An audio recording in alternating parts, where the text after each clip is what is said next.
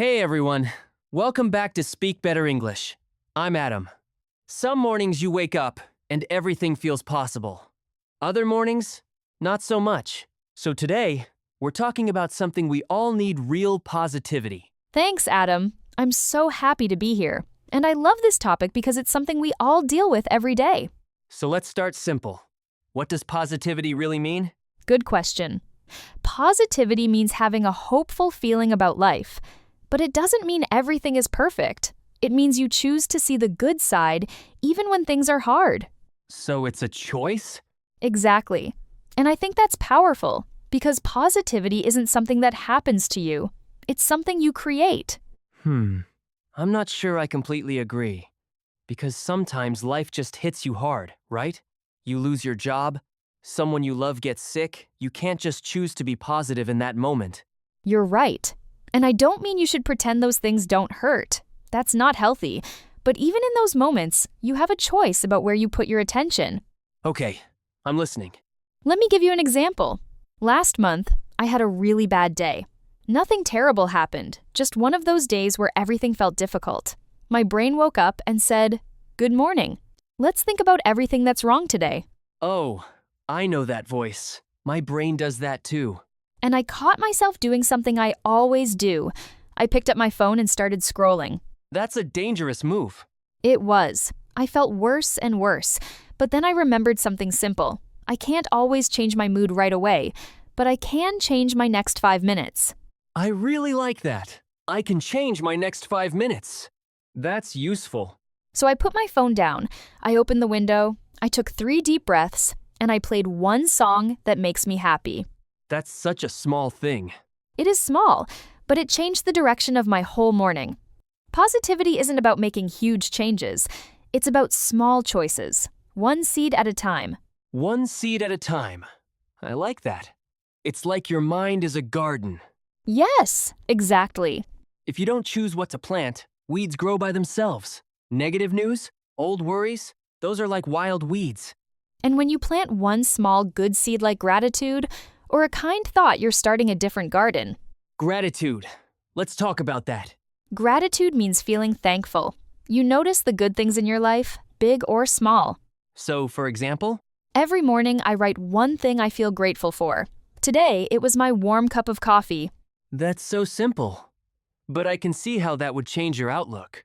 Outlook, that's your general view of life. Same room, same coffee, same job, but a different outlook changes everything. And listeners, you don't need a big notebook. Just one sentence a day works. Exactly. Okay, but here's something I struggle with. Sometimes my thoughts get stuck. I start worrying about something small, and it grows and grows in my mind. That's called spiraling. A small worry becomes bigger and bigger in your mind. It goes down like a spiral staircase. Yes, I do that. I read one scary headline and suddenly I'm worried about everything. So here's what I do. I take a notebook and draw 2 circles. 2 circles? In the first circle, I write things I can control. In the second, things I can't control. Okay, so what goes in the can control circle? What I eat, how many hours I sleep, if I put my phone away before bed, what message I send to a friend. And the can't control circle? The past, other people's opinions, the news, the weather, other people's choices. I think 90% of my worry would be in the can't control circle. Exactly. And when you see it on paper, it becomes so clear. Your brain is working hard, but it's not helping you. So what do? I made a simple rule. If something is in the can't control circle, I notice it, but I don't stay there for an hour. That's a good rule. Instead, I choose one small thing from the can control circle, and I do it. Drink water, send a message, go for a walk. It's like moving your brain from a noisy street into a quiet park. Exactly. And for me, that quiet park is sometimes just sitting, closing my eyes, and breathing slowly. Okay, but here's something else. Sometimes the hardest person to be kind to is ourselves. Oh, that's so true. That's self-talk. It means the conversation you have inside your own head. And often that voice is harsh. You're so slow. You always mess things up. I do that too. And I have to stop and ask, would I ever say this to a friend? Usually the answer is no.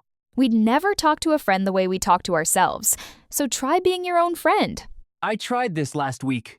I made a small mistake at work, and instead of saying, "You're so careless," I said, "It's okay. I'll fix it and learn." How did that feel? Lighter. I still fixed my mistake, but I didn't carry that heavy feeling with me all day. That's so important. A mistake is just information, not a judgment of who you are. Okay, one more tool. Reframe. Yes. To reframe means to look at a situation in a new, more helpful way. Same facts, different picture. So instead of, "I failed this test," Reframe it as, I learned what to study next time. that doesn't mean lying to yourself. No, it means choosing the most helpful way to see things. Let's talk about something that scares a lot of people: comparing themselves to others. Oh, this is a big one. Comparing when you look at someone else and measure yourself against them. Look at them. They have this. I don't. And social media makes this worse. You see beautiful photos, perfect vacations. But here's the truth. What people show online is only their highlight reel. Highlight reel in sports, it's a short video of only the best moments. Nobody shows the boring parts. So when you see someone's perfect photo, you don't see the flight delay, the small argument, or the rainy afternoon.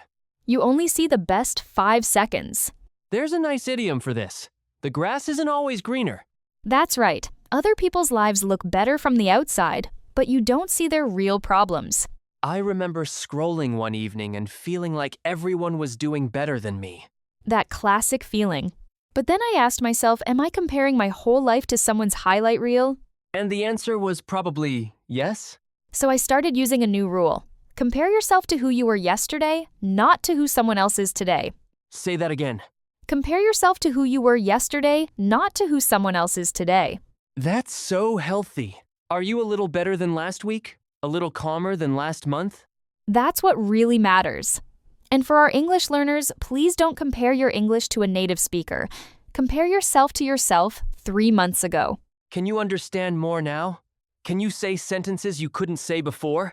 If yes, that's real progress. Good job, everyone. Okay, let's talk about small daily habits. Yes, because positivity isn't just a feeling, it's also small actions. Morning routines. What's yours? Simple. I drink water, stretch, and write one line in my journal. Nice. I take a short walk with music. Then coffee. The important thing is, it doesn't have to be complicated. Small, repeated actions build up over time. Small steps add up. 10 minutes of reading every day adds up to many books in a year.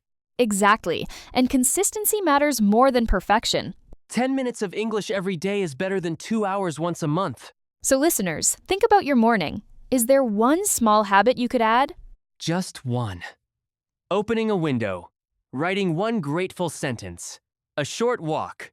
Start small. You don't need a perfect plan. Now, let's be honest. Sometimes life still hurts.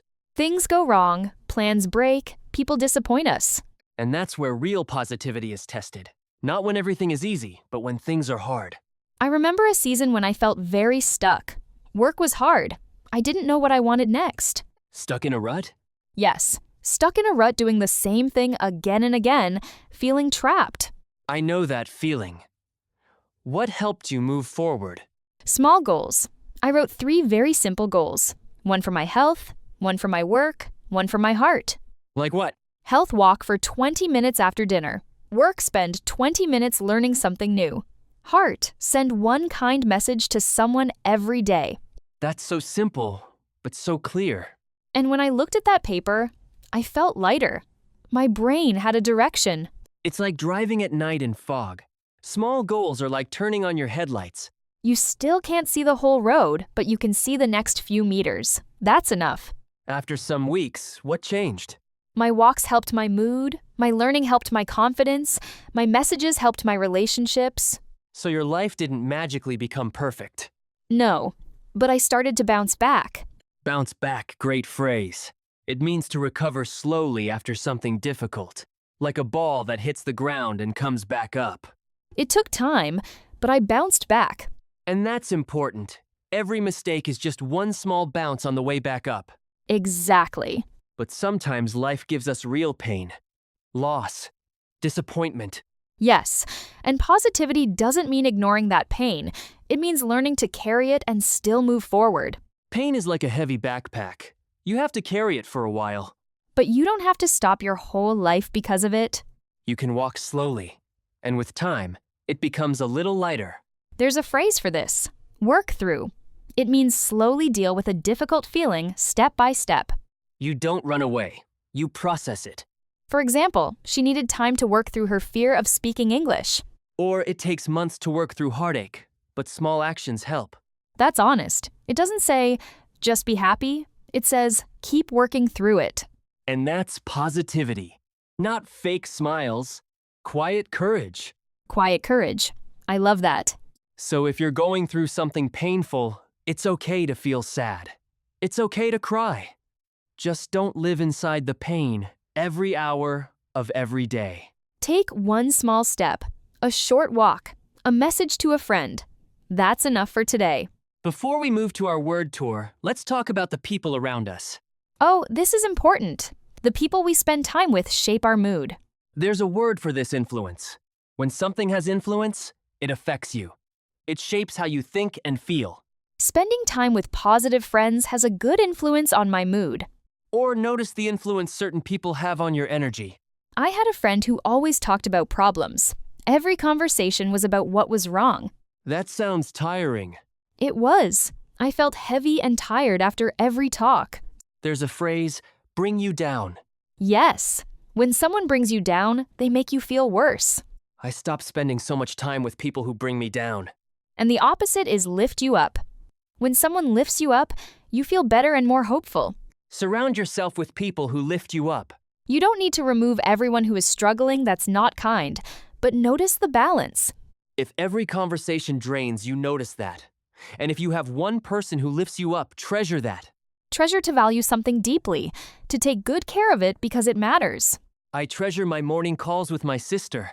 And for English learners, if you find one study partner, that small connection makes a huge difference. Someone who celebrates your small wins. A win is a success, even a small one. And every small win matters. So think who lifts you up. Maybe send them a kind message today. That small message is never a waste of time. Okay, Sarah. Time for our word tour. Yes! Let's review the words and phrases one more time. First, positivity. A hopeful feeling about life, even when things are hard.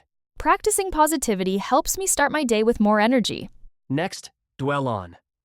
To keep thinking about the same thing again and again, usually something negative. Try not to dwell on one small mistake all day. Next, outlook. Your general view of life. Her outlook became more positive after her new morning routine. Next, gratitude. Feeling thankful for good things, big or small. Writing one line of gratitude every day changed my whole week. Next, self-talk. The conversation you have inside your own head. My self-talk this morning was kind and encouraging. Next, reframe. To look at a situation in a new, more helpful way. Instead of saying, I failed, I reframed it as, I learned something. Next, stuck in a rut. Doing the same thing again and again. Feeling trapped. He felt stuck in a rut until he made 3 small goals. Next, bounce back. To recover slowly after something difficult. It took time, but she bounced back stronger. And last, work through. To slowly deal with a difficult feeling step by step. He's still working through a hard year, but small steps are helping. Great list. If you caught most of those, good job.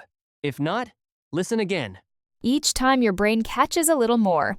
Okay, quick recap of today's main ideas. First, positivity starts inside you with small seeds like gratitude and kind self-talk. Second, your brain gets tired worrying about things you can't control. Focus on what you can control. Third, protect your energy from comparison. Compare yourself to who you were yesterday. Fourth, small habits add up. You don't need one big change, just one small daily step.